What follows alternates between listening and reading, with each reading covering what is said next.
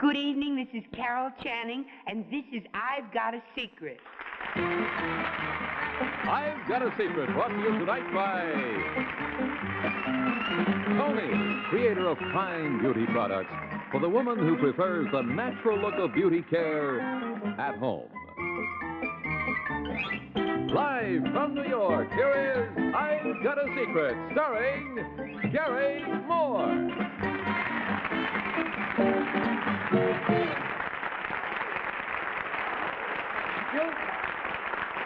Good evening. Welcome to I've Got a Secret. The charming lady to my left is Miss Judy Crichton of our staff, our production staff. And you won't believe this, but exactly 1 week ago, Judy was only 5 feet 5 inches tall. She came about up to here on me. That was a week ago, and since then, she happened to meet the President of the United States, and this is what happened to her. She grew another 12 feet. Judy accompanied our contestant from last week, Dan Garcia, to Washington after the President called Mr. Garcia backstage by telephone while our show was on the air last week. And she was invited to meet the President along with Mr. Garcia. How did it go, Judy? Oh, it was wonderful. It was very exciting. How long were you in the President's office? About 20 minutes. About 20 minutes? Here is a picture that was taken down there of the President and Mr. Garcia. And Mr. Garcia is a fairly tall gentleman himself. But look how tall the President is. I picture him as kind of tall and thin. Is this... No, he's enormous. He's tall and he's large. You don't mean fat. You mean he's got a lot of presence. Just very big. Oh, isn't that great? And did you get a feeling, I mean, did you know he was... You know he's president. You did? Oh, you did a marvelous job down there, and thanks so much, Judy Crichton. Thank you, Gary. Want to take this along with you? Yes, I will. Right.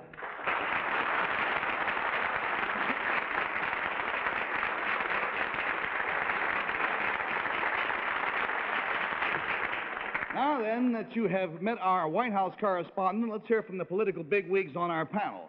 First, there is the director of the budget from The Price is Right, Bill Cullen. And next, while Betsy Palmer is appearing in winter stock in Phoenix, Arizona, we have the Speaker of the House, Phyllis Diller.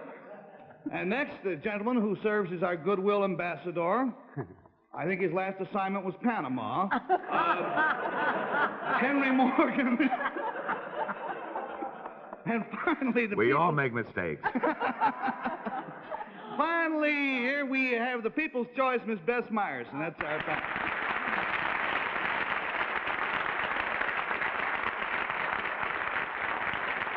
Phyllis, it is so nice to have you with us. I congratulate you on the publication of your book with the improbable title, Phyllis Diller Tells All About Fang. Is Fang your dog? No, that's my husband. Your husband is called Fang? Yeah, well, what would you call a man with one tooth that's 2 inches long?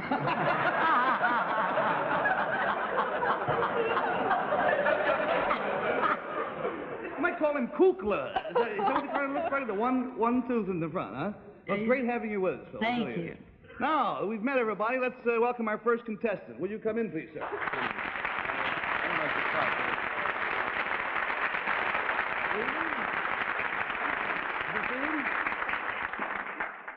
And, sir, if you will tell our audience, please, what your name is and where you are from. William Willis, and my home is New York. Mr. Willis from New York City. Now, Mr. Willis recently celebrated his 70th birthday under rather unusual circumstances. Mr. Willis, if you'll whisper your secret to me, we'll show our audience what you were doing on your 70th birthday. Oh, boy.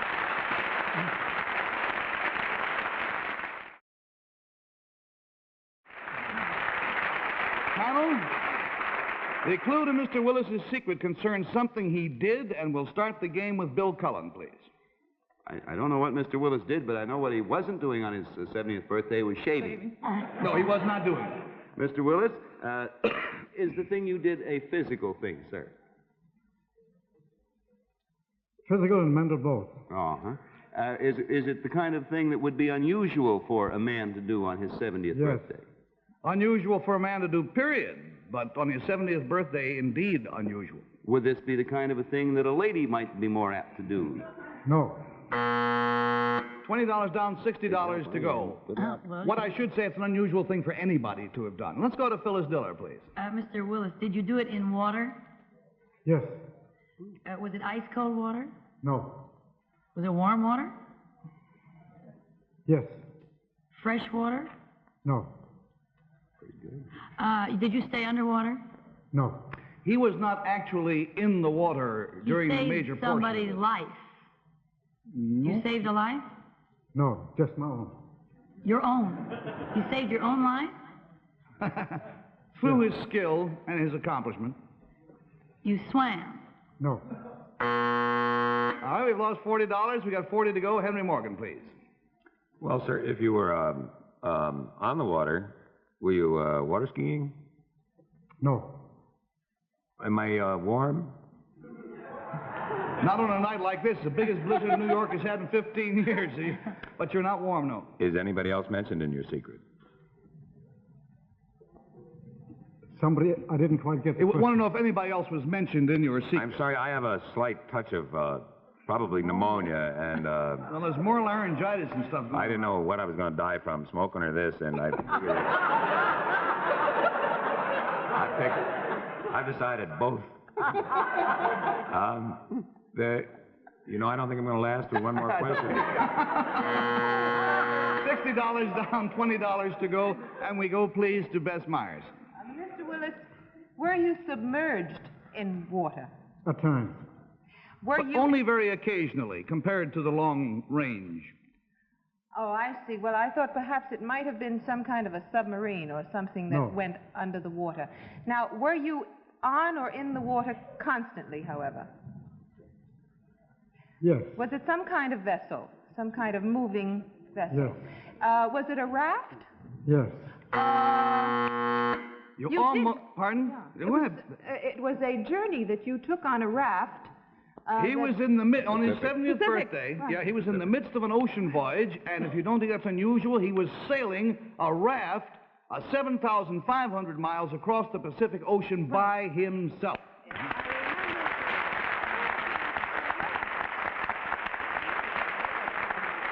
I'll tell you, this is an unusual gentleman in many respects.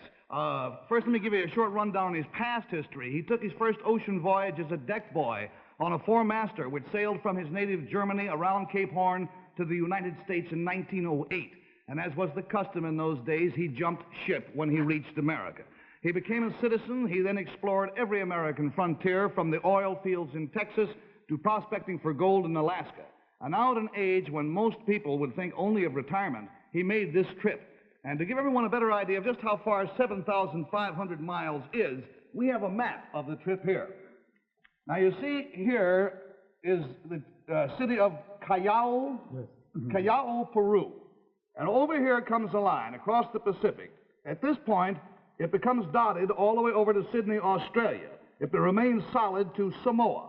What happened was at 500 miles out of Peru, he began having trouble with his rudders, and so, by dint of superior navigation, he skirted the Marquesas and brought himself to shore here in Samoa, 7,500 miles after he had started out.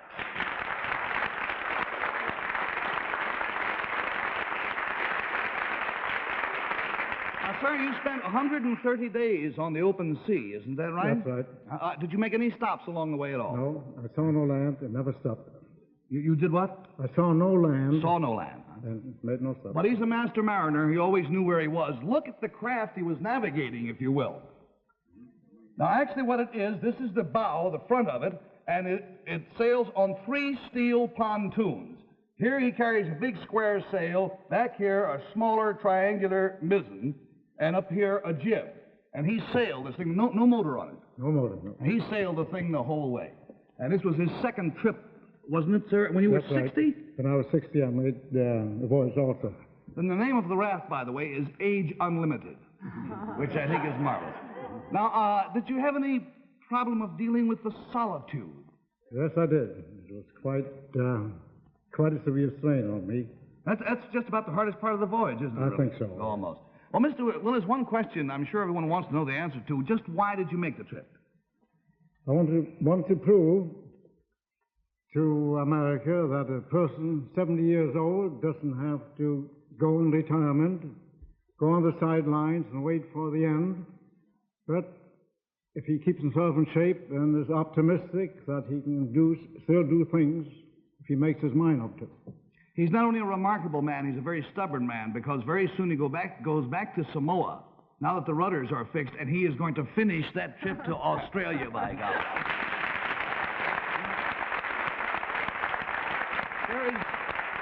There is more to this story than I can even possibly begin to touch. I recommend that you read an article forthcoming by Mr. Willis in the Saturday Evening Post that gives you the full details. We'll all be looking forward to it, Mr. Willis. Proud to have known you, sir.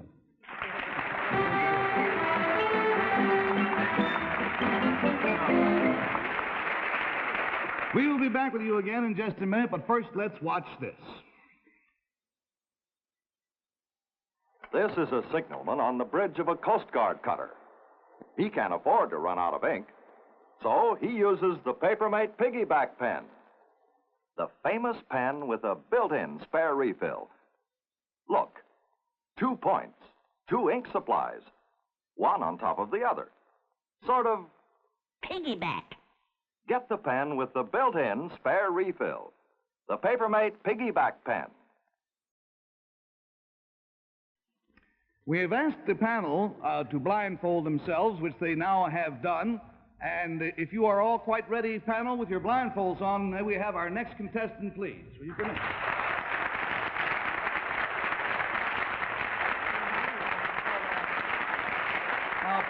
Panel, we will call this contestant Miss X. Now, Miss X, if you whisper your secret to me, we'll show it at the same time to our audience at home.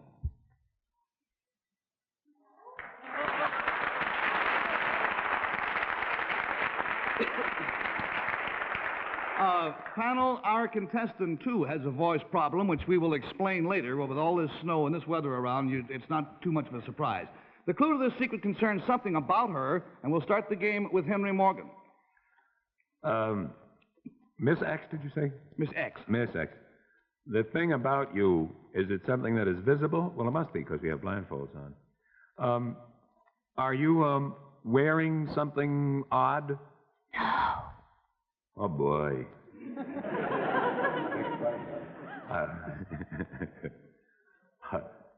When you answered me, did you answer with your own voice?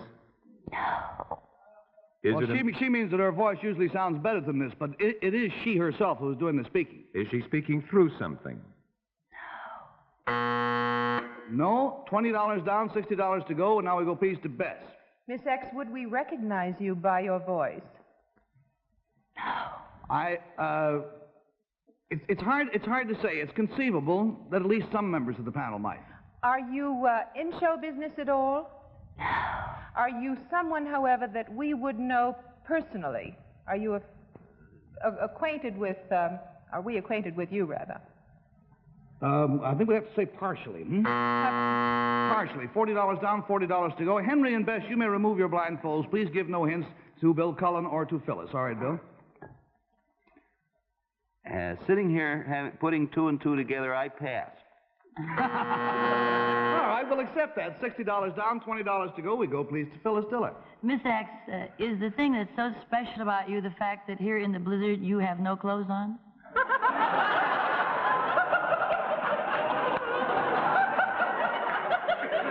Can I answer that? You may remove your blindfold, Bill. Just Phyllis remains now. Well, now, I didn't hear the answer. She has clothes on. Oh, I see. Well, her breath is so bad. I can hear her breath. Would I know you? Oh, is it one of my kids? Why don't you take your blindfold off?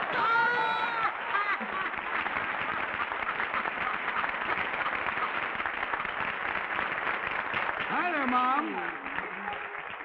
Only 3 of your 5 kids could make it. The other 2 are all tied up with projects, but they thought that you might be a little nervous being on the show tonight, so they came to give you some moral report. Well, this is Perry, Stephanie, and Sue Diller. And nice to have you with us.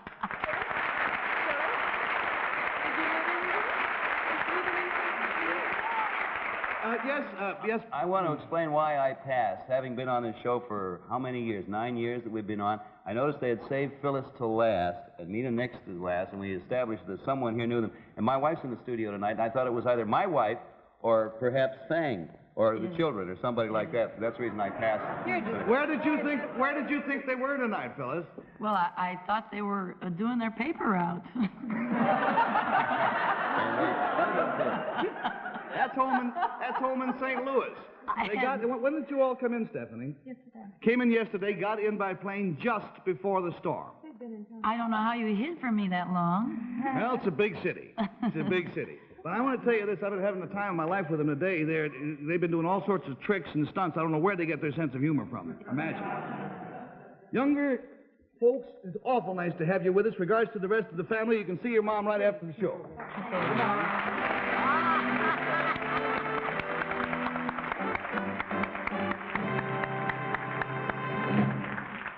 So, here it is, mid-January, midwinter blues. And you ladies tell me that this is the season when you need a lift. So don't wait for springtime. Have a Tony now. One of these Tonys will give you just the fashion lift that you need. Are you the sleek, smooth type? Then choose Smooth and Sleek Tony. It's a new kind of home permanent, the first uncurly permanent. It gives you shape and body with just a little curve, but no curl. That's Smooth and Sleek Tony. It takes big curlers to make this Tony uncurly. And these curlers are big, very big. And to use with these curlers, this special waving lotion made for these curlers only. So for uncurly styles, get Smooth and Sleek Tony, or if you prefer soft, fluffy styles, get this Tony with famous hidden body. Either way, give yourself a midwinter lift right now. Only Tony has a permanent for every fashion look.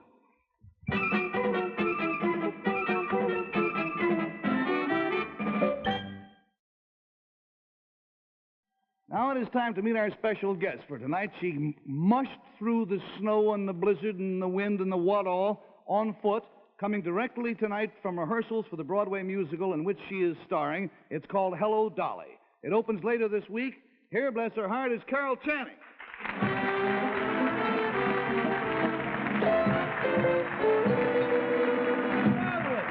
Oh, I made it. I see you got here, too. Did everyone else make it through the storm? About 1/8 of the audience made it. The rest of them chickened out on us. Oh, we're the Vikings. Yeah, that's right.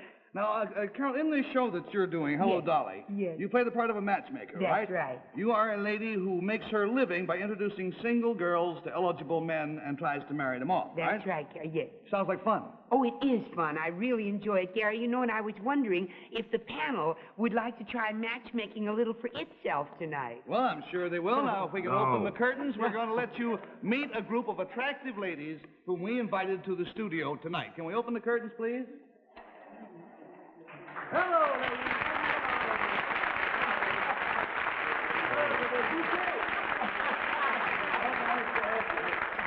Now, here's what we're going to have to do. Their husbands are backstage. They're in a soundproof room. The husbands do not know what is going to happen to them. Now, what we're going to do is we're going to get one husband out here.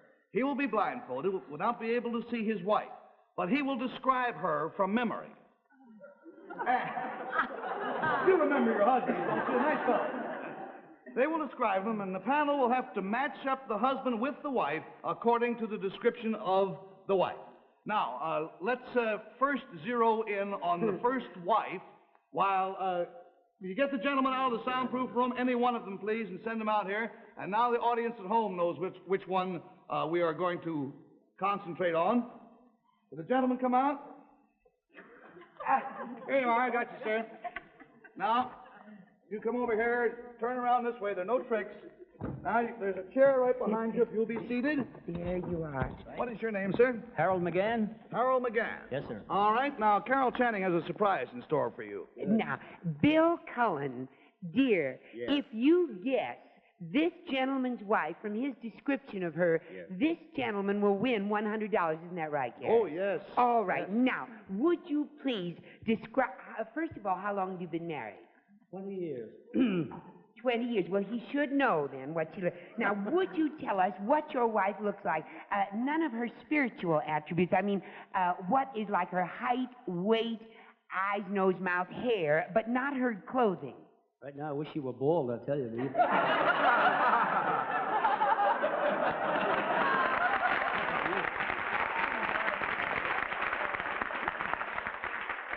She's approximately 5'6". She has a A pudgy, what do you call it? Pudgy nose, good. A pug nose that looks like a strawberry a little bit. Yep. She has a real round Irish Mick-looking face. A Mick-looking face. She's medium build. How about her smile? Her mouth is a big little... Well, when she smiles, it's a nice one. It's a nice one. What do you mean when she smiles? You don't live with her. That's very true. That's true. She must be miserable. Did you know whether she's happy or not? It's, Oh, that's terrible. You mean she hardly ever smiles? well, not too often, no. Except, once a month, payday, something like that. That's about Well, Bill Cullen, now from this description, can you take a guess as to which lady might be this gentleman's wife?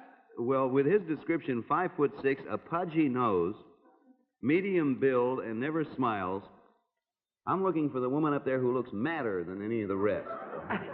But I am going to take a guess, and it's purely a guess based on watching the ladies react to what he said, and I will pick the lady who is number 18 and let it stand or fall on her. Mrs. 18, is that right? Right. Well, stand up, Mrs. 18. Take off your blindfold, sir. Oh, and look at that sweet smile. That's a nice smile. Thank you very, very much. Excellent job, Bill, and good job of description. And thank you. And if you will go off stage and wait till after the show, your wife's going to come off and hit you right in the mouth. All right. Now let's zero in on another one of these ladies. Anyone? I hope I'm not standing in front of anybody. Just this is the lady who is going to be the next subject of our questioning, while the husband makes his way out from the wings with his blindfold on. Don't be frightened, sir. There's nothing for you to bump into. Watch out for the alligator. Here we go. No. There are no tricks here, so there's nothing for you to fall into. Just follow me, and I'm going to sit you down right next to Carol Channing. Turn this way, and there is a chair. Good. Now, we'll do the same thing with Phyllis Diller. This time, sir, you have to describe your wife. Is that it? You're going to describe your wife. First of all, how long were you married? 27 years. 27 years. Now, could you describe your wife to us? Not her clothing, just her. Now, start with her height. 5'7". Oh, a little with it. And her weight? 135. 135. Oh, nice. 130, she would say, but 135. Do you peek at her scales? That's mean. A little bit. Oh, and tell us now, has she any distinguishing features? Is there a particular celebrity she looks like, some movie star or something? I would say somewhat like Hedda Lamar or something like that. That's kind of... Oh, this is the guy who's making brownie points for himself here. Oh, yes. How about now, what's her most distinguishing feature? Eyes, nose, mouth, hair? I would say her hair is rather dark, tinged with gray. Dark, tinted with gray. That's very chic nowadays. Did you say tinged or tinted, sir? Tinged, Gary. There's a difference. And her nose is pert. Pert nose. Pert. And are you getting anything from this, Phyllis? I beg your pardon? You're getting something from this? Well, not much, because Bill has been telling me a dirty joke all the time.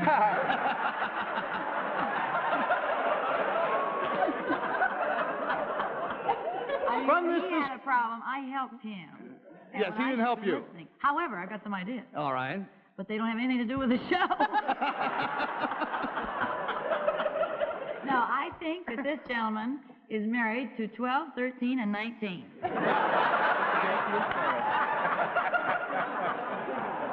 and he may be going out with 5.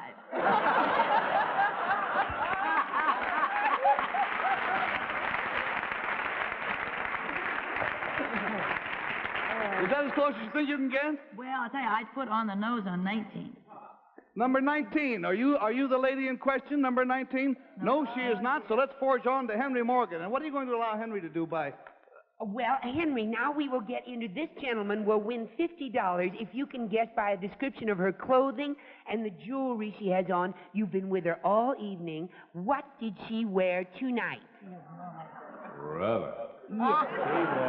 She wore her brother, which I think is kind of... She wore a black velvet coat with a silver fox collar. Oh, that's very helpful. She hasn't got it on now, though. Oh, dear. No, what? She has a black dress with a red, a maroon, and black striped jacket. Red, maroon, and black striped jacket. You sure you're on the same program with the rest of us there, sir? Or maybe you didn't come with your wife. Maybe that's it. Maroon, black collar, I believe. Black collar. Maroon and black striped.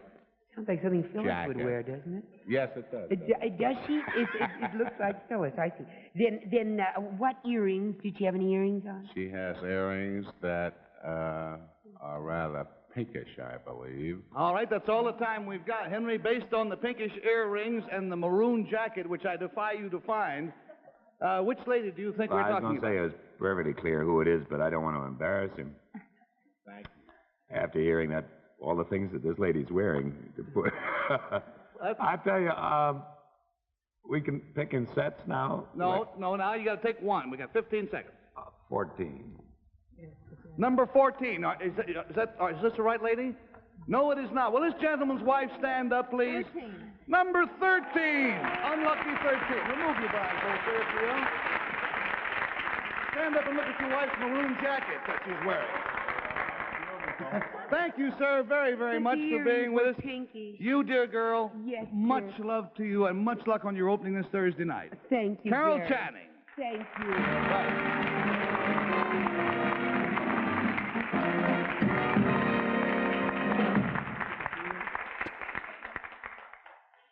What are you saying? Oh, we'll be back with a pretty exciting announcement about our guest celebrity of next week, right after this important Number message. 23? Hi. Know what I'm doing? I'm cooking rice. Not just any old rice, of course, or I'd be keeping one eye on the clock. Because as everybody knows, you can't walk away from boiling rice. Undercook it or overcook it, and you've spoiled it. But not if you use minute rice, the one rice you don't have to watch, that can't spoil because you don't boil it. And no boiling means none of the flavor boils away. Just pour it into simmering water, cover, and take it off the heat. And forget it. You can phone your hubby, look in on the kids, or water the flowers. And know that in 5 minutes you'll come back to perfect rice, like this rice. Every grain fluffy and tender, and so good tasting, because you haven't boiled away the flavor. So don't take chances with rice. Get minute rice, the one rice you can't spoil because you don't boil it. So it's perfect every time. Well, that does us in for tonight. Next week, friends, our good friend Arthur Godfrey will be our special guest. Tonight, it was a great joy to have Phyllis Diller with us. And speaking for all of us, take care. Bye.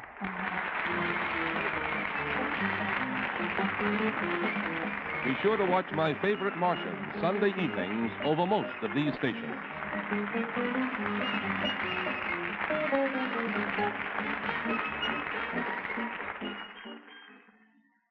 Smile a little, frown a little, give a little grin. Every time you use your face, dry skin line set in. You need new deep magic dry skin conditioner. Completely non-greasy, wear it all day, every day. Keep skin moist, resistant to dryness. Never cakes or streaks under makeup. Guard against aging dry skin wrinkles with new Deep Magic Dry Skin Conditioner. I've Got a Secret has been brought to you tonight by the Tony family of permanents, including Silver Curl, the home permanent especially made for gray hair. This is John Cannon speaking. Oh, it's fun, isn't it? And who subscribes to it? Go on, push the button. Think of the fun you could have on The tube. The tube? YouTube.